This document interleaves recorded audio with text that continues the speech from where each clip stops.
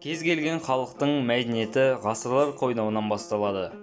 Қазақ халқының қалыптасуына байланысты оның өзіне тән материалдық және рухани мәдениеті де жетіліп отырды. Материалдық мәдениет дегеніміз халықтың күнделікті тұрмыс қажеттілігін өтейтін, өмір сүруді қамтамасыз ететін бұйымдар мен өмірге қажетті нәрселер және оны өңдеуге керекті құрал жабдықтар.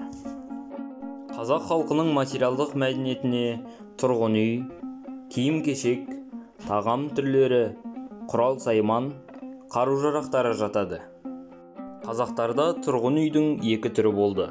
Жазды күні жеңіл киіз үйлерде тұрса, қысты күні жер үйде, шымынан, балшықтан немесе тастан салынған жылы үйде тұрды. Жазғы үйдің екі түрі болды.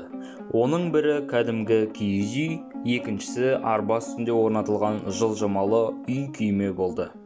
Киіз үй жайылымнан жайылымға көшіп қонуға қолайлы жеңіл құрама үй.